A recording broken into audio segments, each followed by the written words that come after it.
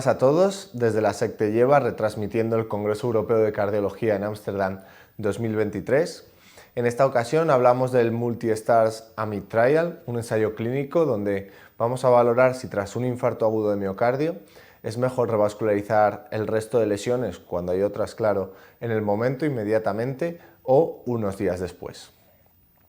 Como ya sabemos, en pacientes con infarto de miocardio con elevación del ST y enfermedad multivaso, la revascularización completa ha demostrado una mejoría en una reducción de eventos cardiovasculares y supervivencia en numerosos ensayos clínicos. Pero el momento ideal de esa revascularización, inmediata, unos pocos días después durante la hospitalización o en un segundo ingreso, pasados algunos más días o meses,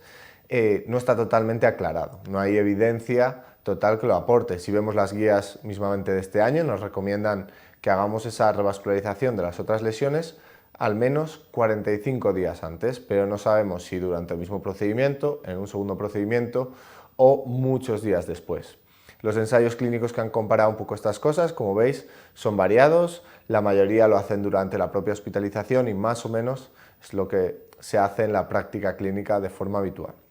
El Multi-Stars, por tanto, compara la revascularización inmediata en el mismo procedimiento con una diferida a 20 días, porque consideran que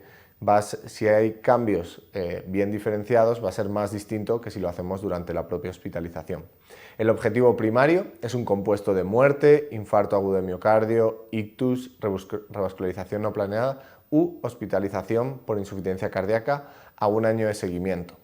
En cuanto a los criterios de inclusión y de exclusión, son bastante sencillos: adultos con infarto con elevación del ST y otra lesión en otra de las arterias, mayor del 70%, y sobre todo, para no tener más factores confusores, pacientes que estén más o menos estables, que hayan tenido una revascularización sin complicaciones, sin trombosis del stent, etc., y que tengan otra lesión, pues que no sea candidata de cirugía, que el paciente no esté en shock, que no tenga enfermedad renal crónica grave o no tenga enfermedad de tronco o equivalente.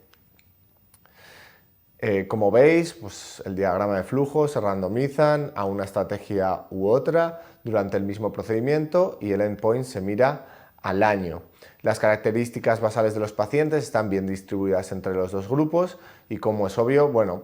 los pacientes que se hacen el procedimiento de forma inmediata pues tienen un poquito más de duración, un poquito más de contraste, aunque cuando se juntan los dos tienden más, el que son dos procedimientos, a tener pues mayor duración, mayor cantidad del procedimiento. Lo mismo pasa con la hospitalización, no es muy distinta entre los dos ingresos de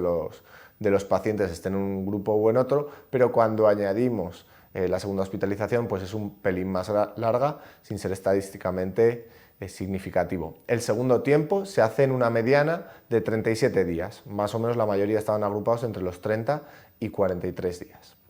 El ensayo clínico tenía un objetivo de no inferioridad, no de superioridad, y lo alcanzó efectivamente. La estrategia de revascularización inmediata es no inferior a la de revascularización en dos pasos, pero además parece que sugiere una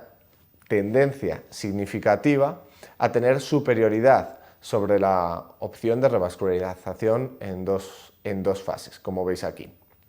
Esto además es consistente en los endpoints secundarios y ahí podemos ver que esta ventaja sobre la revascularización en dos fases se debe sobre todo a infartos de miocardio no fatales y a revascularización no prevista. Cuando vamos a profundizar un poco en los datos para ver si esto clínicamente es significativo, podemos ver que la mayoría de infartos de miocardio son alrededor del procedimiento. Entonces esto puede generar algún tipo de sesgo porque es difícil analizar si ha habido infarto de miocardio intraprocedimiento cuando ya tienes un infarto con elevación del ST. Las troponinas no te valen para ello. En cambio, cuando vienes a una revascularización programada, una troponina de control elevada, que puede ser ligeramente elevada, te puede contar como un infarto periprocedimiento sin que tenga una significación clínica muy importante. También en un ensayo clínico abierto como es este, pues la revascularización no planeada en ocasiones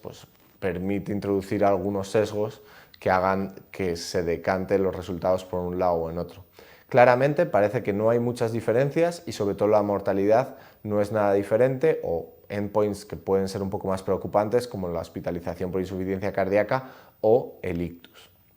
Por tanto, los autores concluyen que, aunque tiene algunas limitaciones el estudio, como que es un ensayo abierto y no se incluyen sobre todo pacientes inestables, con fracaso renal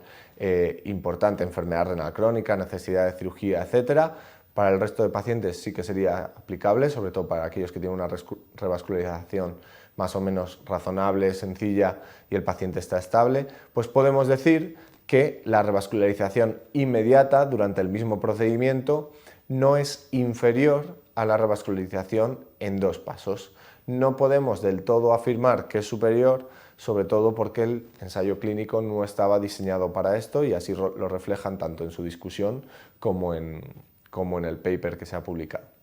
Seguimos en la SEC te lleva analizando el Congreso Europeo de Cardiología.